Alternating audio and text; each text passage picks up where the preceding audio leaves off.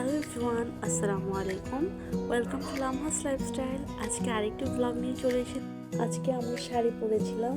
এটা ছিল 14ই ফেব্রুয়ারি দিন, তাই বাইরে কোথাও যাওয়া হয়নি। আমাদের বাসার সামনেই একটি সুন্দর বাড়ি আছে, ওখানে চলে গিয়েছিলাম। দেখতেই পারছেন খুব সুন্দর একটি বাড়ি, একটি নয় দুইটি বাড়ি আছে।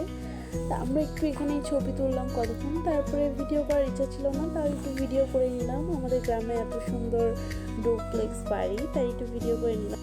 ছোটো বাড়ি একদম বাইরের স্টাইলে তৈরি করা হয়েছে, আর তারা দুই ভাই আমাদের গ্রামে সুন্দর দুইটি বাড়ি করেছে।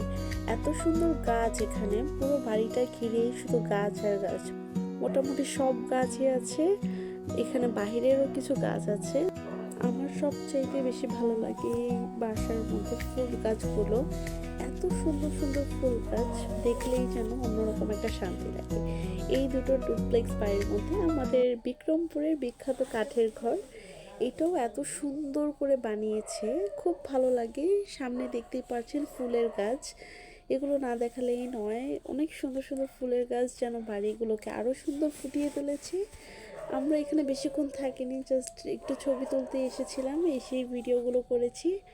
এখানে শুধু আমরা না, আরও অনেকে এসেই ছবি তোলে, আর এই বাড়ির প্রশংসা সবাই করে যায়। খুব সুন্দর করে বানিয়েছে বাড়িটা।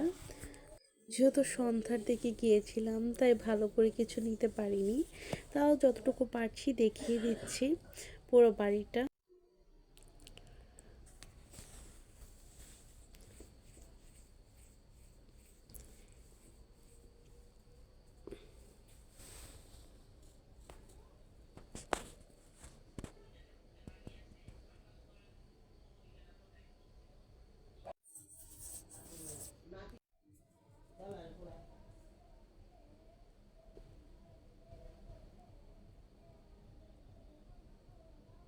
তারপর চলে গিয়েছিলাম পাকা ঘাটে। এখানে একটি পাকা ঘাট আছে, খুব সুন্দর, বাড়িটার পেছনেই। এই তো আমরা চলে যাচ্ছি। এটা আবার নতুন করে এই পাশে একটি সুন্দর করে ঘর করেছে। সাথে নিজেরও কিছু স্ন্যাপ নিচ্ছিলাম গ্লাসে, যদিও ভালো করে দেখা যাচ্ছিল না।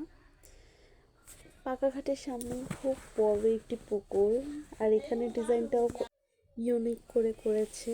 এখানে পুকুরটিতে কিন্তু মাছ চাষ করা হয়। নিচে নেমে দেখছিলাম অনেকগুলো মাছ আছে, আর পুকুরের এখান থেকে সামনের পরিবেশটাও খুব সুন্দর দেখা যাচ্ছিল। যেহেতু তার ভিডিও ক্লিপ নেওয়া হয়নি, সন্ধ্যা হয়ে যাচ্ছিল, তাই বাসায় চলে গিয়েছিলাম। আজকের মতো এখানেই শেষ করছি। কেমন লাগছে অবশ্যই কমেন্ট করে জানাবেন। আল্লাহ হাফেজ।